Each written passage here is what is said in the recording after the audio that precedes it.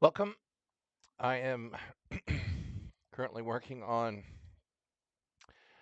a protocol that I developed within Claude AI 3.7 Sonnet to categorize and classify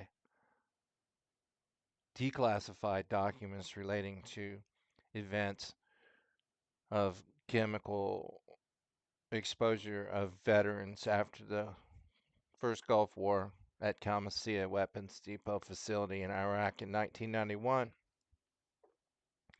As part of my master's research.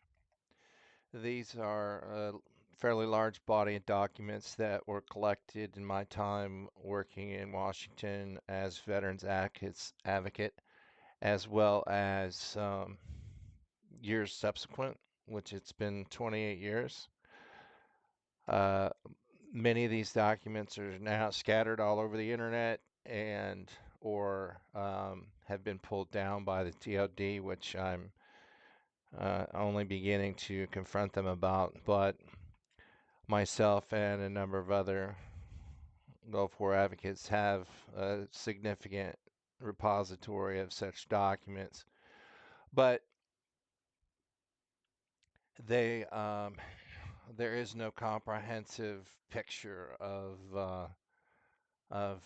the entire story of Khamisiyah events. I was there the entire time and hauled most of the demolition supplies for the entire operation and testified before Congress 3 times and so on and so forth. But what I'm trying to just display today is how this protocol that I designed works. So um, what I'm going to do is upload some more files. So let's see. I left off on that document and I want this one. These are old GulfLink files, part of the declassification program um, that uh, I downloaded or came across in one way or another, but these have all been declassified. Unfortunately, these are not the original GIFs or JPEGs of the documents. Those have long since been pulled down. These are OCR text recognized, something that they converted to later in their declassification program. Um, I had forced them to put up the actual image of the document as well, but those have long since disappeared, and now even these are gone from their website. So, what we're trying to do, rather than go through and look at each one, try to name it, try to figure out what's in it, how it relates to all the other ones. I've designed a protocol in AI that does all that. So what I'm going to do is just take this, which is I believe 15, a chunk of 15 documents. I'm going to upload it into Claude, and I'm going to tell it to uh, run these.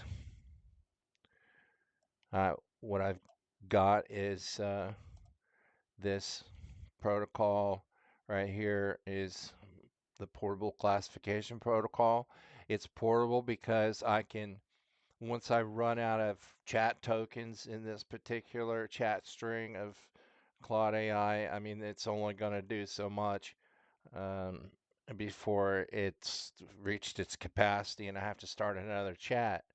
So the portable part means that it can be moved to another chat string within Claude AI, or it can actually be used in other software and computer programs. So I'm going to just tell it what I told it before. Run these documents as per the protocol. Output the artifact. This is an artifact over here, which is a separate document. So you can see I just ran a batch. It will come up with a Temporal framework analysis, in other words, the chronology and time frame, timeline of key events, core findings of what's in the documents, what they have to do with, um, because not all these have to do with the Khamisiyah event. A lot of them are just,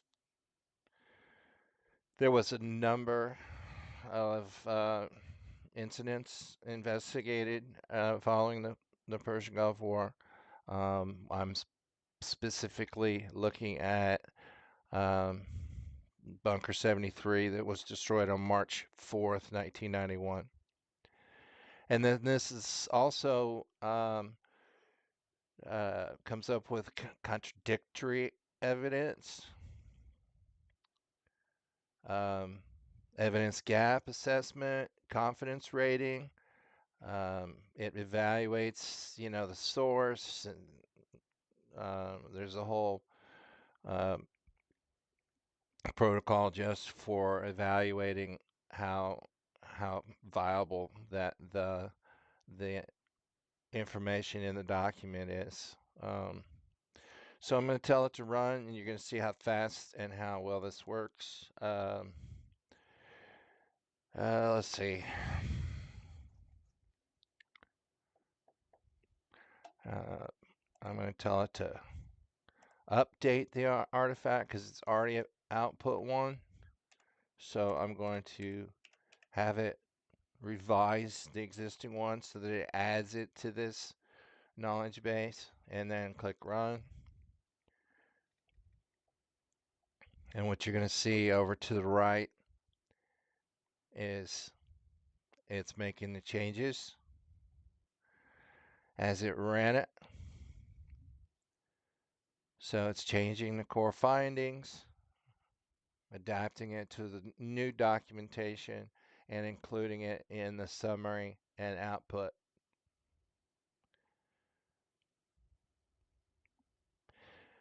This is novel. This is new. It's never been done before. It wasn't available back in the 90s and the 2000s when this was all being investigated. And certain agencies and entities took advantage of the fact that there was so much information coming from so many different sources with different paradigms, let's just say.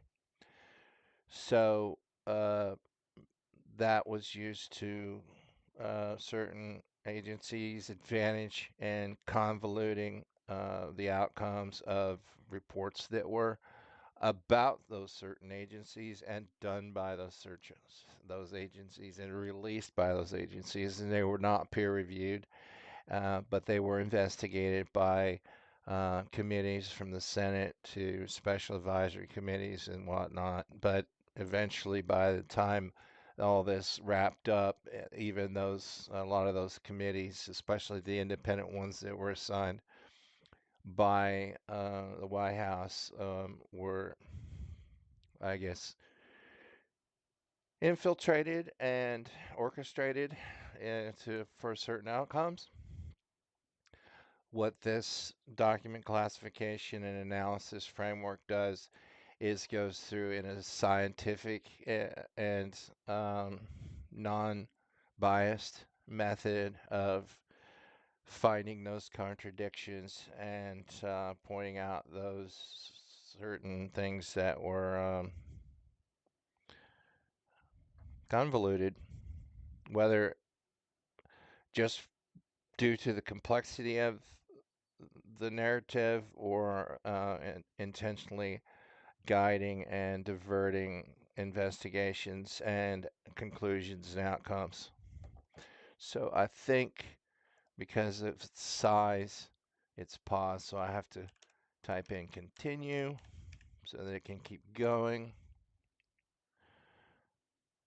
Tomorrow I'll be getting the max version, so they'll have about almost 3 or 4 times the amount of capacity before it does that. And as you can see, there's a lot going on just by updating another 15 documents.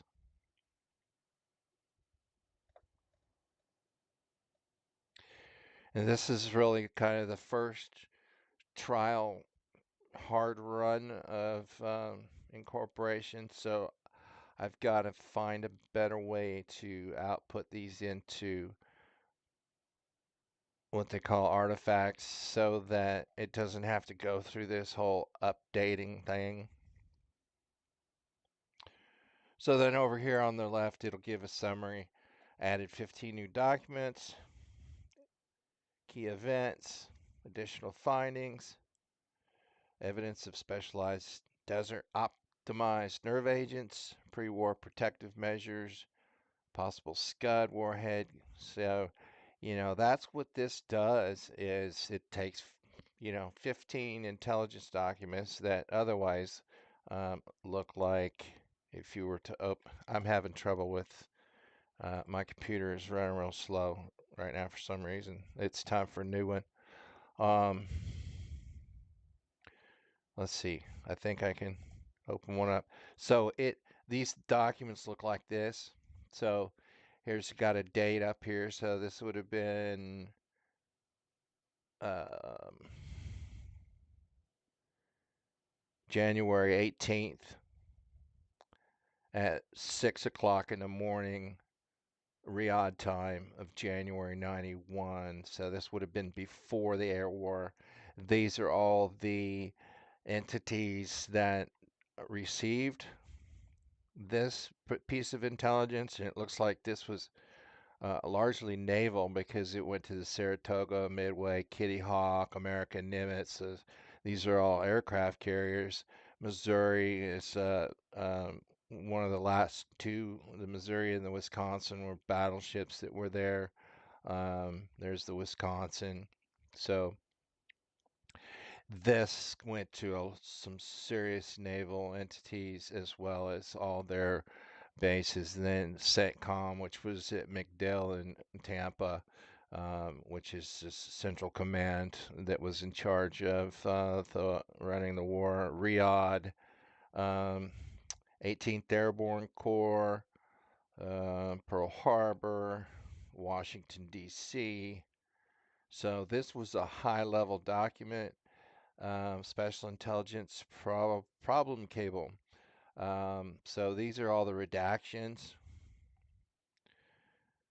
and they're itemized and they details why or who those were. So this is regarding Solomon Pack Chemical Biological Warfare Research, Production, and Storage Facility. Solomon Pack was one of their main biological facilities. So this is a bombing assessment, bombing damage assessment. Bunker hit and smoking. Other chemical warfare bunkers appear undamaged, not breached. So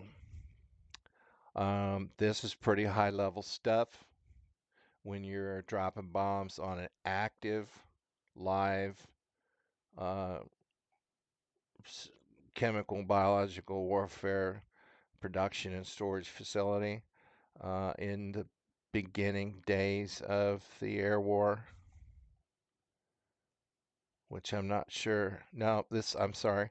This would have been the 18th of January at 6 in the morning, Zulu 06, 18 January 06 Zulu 91. So that would have been the air campaign began on the 17th. So this was right off the bat, actually here, 17, 13, 23 Zulu, January 91. So this would have been one of the very first things hit after as soon as the air war began. So you can see here these documents as I've entered them, then receive a document number, a type, and a reliability score.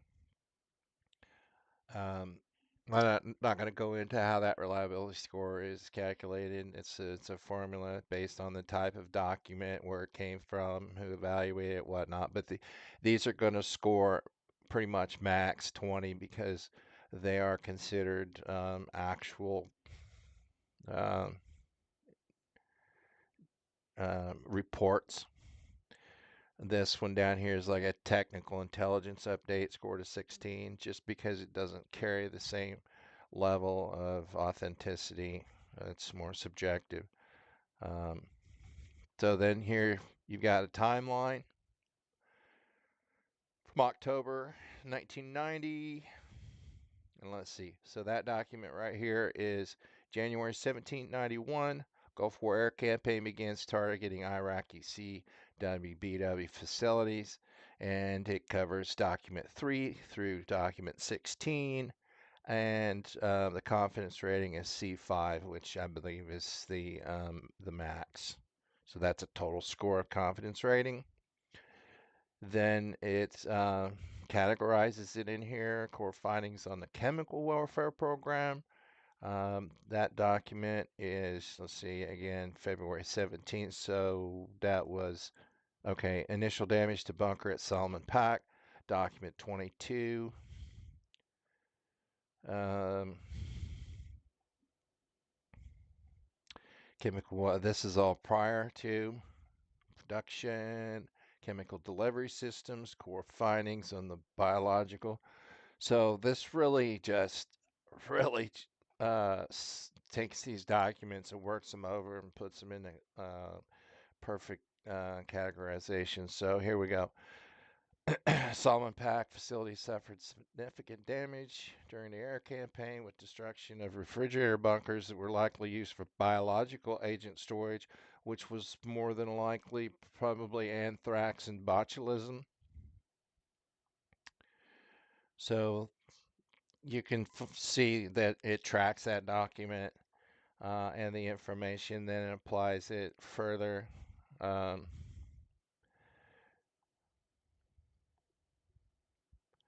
so then we get into post-war claims and contradictions. Um, and this is, I've got almost 40 documents run through so far, evidence contradicting Iraqi claims, and then an information asymmetry evaluation. In other words, um, where did this go? Um, asymmetry level, let's see. I'm still getting used to these outputs. Resolution approach, cross-reference with UN reports. Looks like we got a little garbage mixed in here, so I have to figure out what that is. Confidence rating again. Here's a good example. So by mid-February, Iraq's chemical weapon production was degraded by 75%. Confidence rating is C5, it's the highest. The justification is multiple independent intelligence assessments with consistent uh, BDA reporting. Doc, let's see, a C4. Iraq possessed binary chemical weapons. We now know that that confidence rating is a C4, strong evidence, but limited details on quantities and deployment. We do know that there was binary chemical weapons found at Khamisiyah by UNSCOM, and that was in the form of sarin, cyclosarin. Cyclosarin is a thicker, more persistent form of sarin. Um, it's basically kind of a double hit, double tap. The normal sarin is disperses better. The cyclosarin sticks around longer. So uh, here's a big question. Iraq possessed Scud warheads with chemical fills. They were uncertain about that. The confidence rating is C3. Evidence of warhead canisters at Samara, which was another filling and production storage facility, but limited confirmation of deployment. Insofar as we know, they were never able to weaponize it into a Scud because of the characteristics of the Scud warhead is on a intercontinental ballistic missile type delivery system that reaches near space altitude, so they had no way to keep the agent from freezing. Uh, so and so forth. So let's see. Iraqi claims of civilian-only chemical weapon program. I don't know what that is. It was a C1, minimal evidence. So that's why I don't know much about it because it just didn't really pop up. So additional findings: military preparation for chemical, biological, potential terrorist applications, and a conclusion. So I'm going to try something. Oh, we had it. We hit another continue here. So we continue that, and I'm probably going to run out here. Oh boy. Okay, it's just finishing its analysis. Um, and this has all just come out of those 30, 35 uh, documents. I had no other preparatory evidence that was put into it.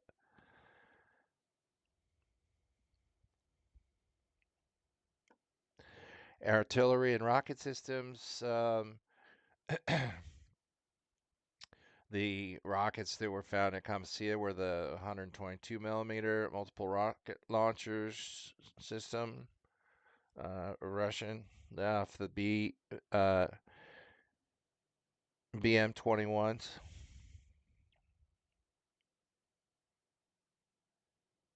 Helicopter delivery. They did. There was reports that they had spray tanks that they were using after the ceasefire to quell uprisings of the Shia in the south, which was um, a big miss on our part because we allowed them to maintain rotary aircraft so they could move their officials around the country, and then they turned around and stuck tanks on them and went out gassing their own people with them. So that was a big screw up on Schwarzkopf's part. Allowed them to continue to persecute and eventually eradicate somewhere guesstimation of nearly 1 million Shia Muslims, Iraqis in uh, southeast Iraq,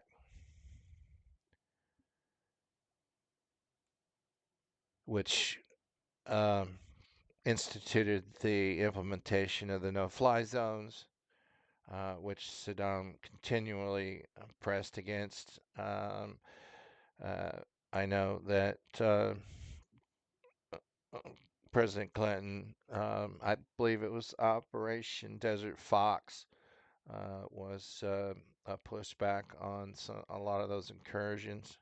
And that's also when he pushed the Kurds up into the mountains and was persecuting and trying to exterminate them as well.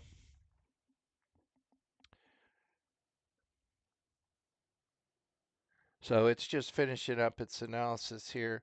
I've got to figure out a way so that I don't have to do this.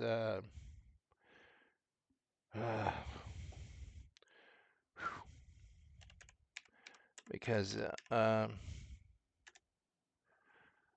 this will take forever. I'm going to have to recode it so that it doesn't do all these conclusions, outputs, until it's told to.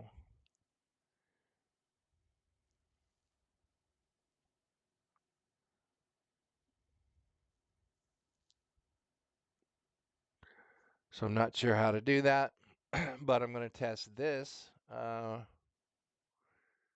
So let's see.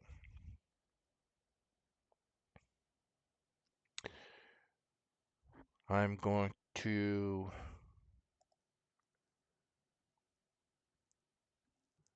copy this to project. Let's see if this works. So I'm going to add this to the project database. I'm going to go back out here to the project, And um, so let's see. I had finished the first batch there, started the second batch here, finished that batch there. So I want to start the third batch here. I'm just doing a window at a time so I don't get lost because there's a lot of them, hundreds. So I'm going to upload those and I'm going to go out and add my protocol and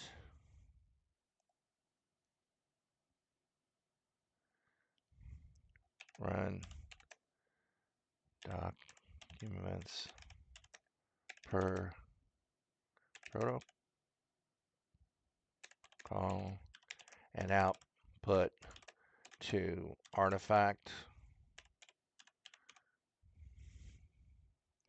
and start over. We'll run a new batch. I'm probably going to run out of. So here we go. This is a new batch. Uh,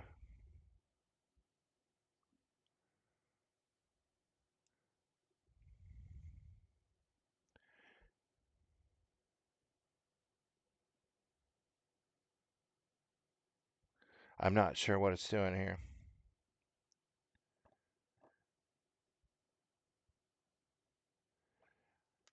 Unless it has. Did I build it to where it carried the previous assessment over? I'm not even sure. Like I said, this is really the first run in of this protocol.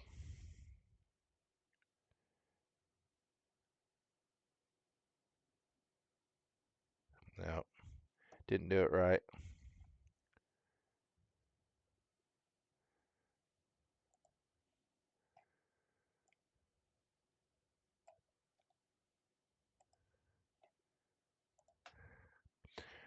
Analyze.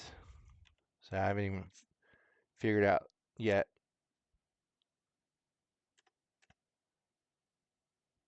the correct verbiage to use.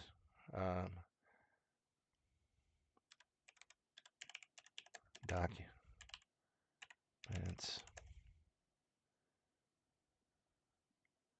by running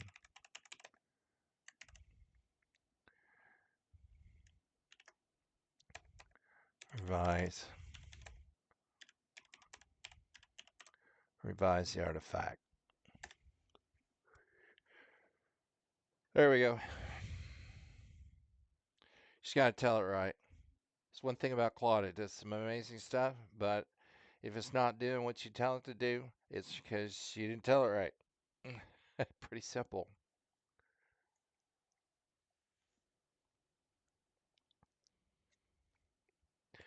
Now, this is just running this batch of documents. So once it starts to slow down, I will. Boy, it sure pulls a lot out of those, though. That's the beauty of it. It's in 30 years we haven't been able to do this because it would take a team, a huge team, and it did take a huge team just to come up with, these case narratives, but they were so biased and politically charged that we never got the truth. And and they knew we would never get the truth because they never contemplated the fact that we would get AI and be able to sit here and run these documents and do this. So that is what is absolutely new and novel about this. Nobody's done this. And by the time anybody finds out that you could do it, I'll have already done it and made it public and made all the documents public. So it will all be out there in an unbiased um, using an AI. So this is not some analyst or some DoD flunky sitting here saying, well, I think this or I think this, and my boss told me not to write that, but I'll write this. This is a program that is doing it. I have nothing to do here. I didn't write the code. I told Claude 3.7 what I wanted it to look for and how I wanted it output. I had no say whatsoever in what what gets read and how and do this, don't do that. This is so document classification reliability assessment. It's all so.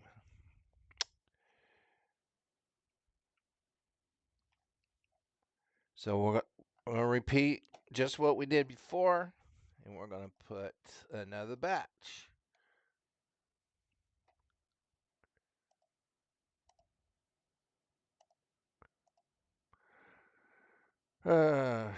Right. A better way of doing that. So the last one I put in was 950719 BR.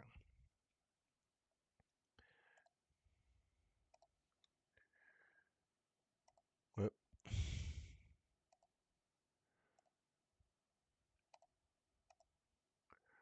Oh, 9719 BR is right here. So we want that one. Pretty simple. And I think each window has like 15 in it. That looks like a duplicate document. That's okay. It's going in. There we go.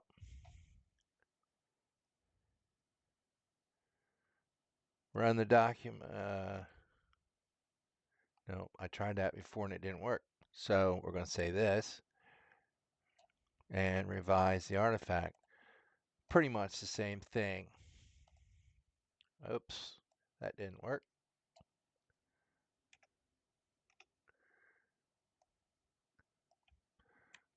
Control, copy, paste. Okay, that should work. So what I'm going to do is run two batches through, two chat strings, because I think that's about all it can handle, because it's probably going to run me out here and tell me I can't do it again for 4 hours. But once tomorrow, I'll be upgrading that to professional max amount, and I should be able to run a lot more. Okay, so it has carried over the documents from, yeah, see that's the problem.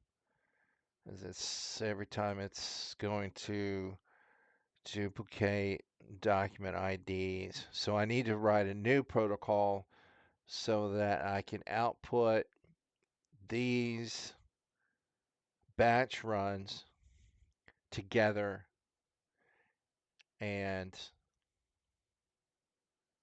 not duplicate document IDs. Because ultimately,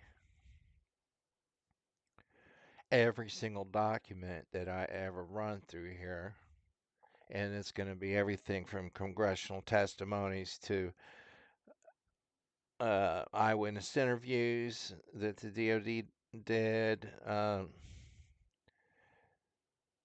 um, C-SPAN transcripts, everything that has to do with possible exposures there will be run through this protocol and categorize metadata, um, file renames. So these files will no longer be called 950719. They'll be called um, Iraq used chemical weapons in Iraq war for document whatever. So I have to, that's uh, a separate program that runs on the computer so that I can do those file renaming um, and adding metadata to them so that because I've been carrying this stuff around for 28 years, and before something happens to it, this will be the most highly um, contested, analyzed, debated, and now characterized event in U.S. military history, hopefully. So I got to nudge it with continue, but I think I'm probably going to run out of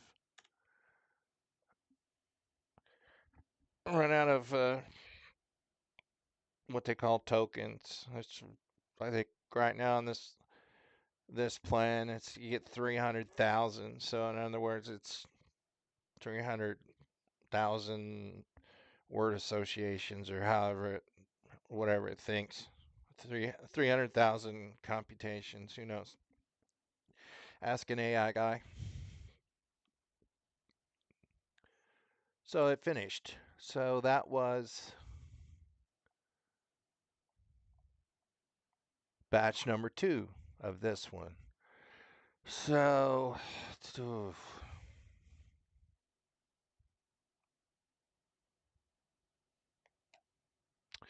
let's see what it says as a conclusion. Let's see. Uh,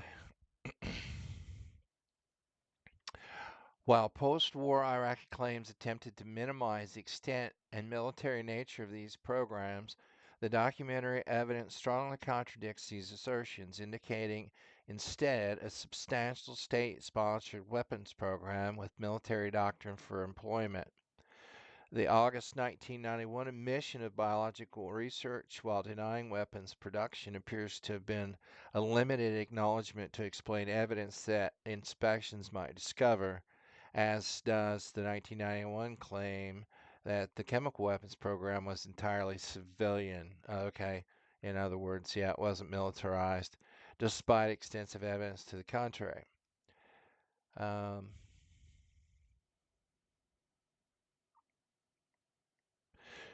So this documentation reveals significant intelligence gaps regarding the location and status of dispersed agents, precise stockpile quantities, and potentially undiscovered facilities. Uh, Provides valuable insights to the complexity of counterproliferation efforts and the challenges of completely eliminating weapons mass destruction capabilities once they've been established. The Iraqi chemical and biological warfare programs represent a case study of both the effectiveness of targeted military action against production infrastructure and the limitations of such actions in eliminating dispersed stockpiles and technical expertise, which basically explains how Khamisiyah transpired. Now, I think that would be as far as I summarize that for this particular um, video, because basically I'm not going to rehash the whole thing right now. That is far off, months away. So right now, for this purpose, I just wanted to show how this protocol works. Obviously, I need to still do some work, but wow, that is some serious power. I've just done the work what in 1997, 98, 99, what it took 25 Department of Defense analysts to sit around and figure out, and they didn't even get it this. They didn't even get close to this. Not even close. And I've only put in um, 70 documents. That particular folder has, I think, 600 or 700 in it. So we'll see.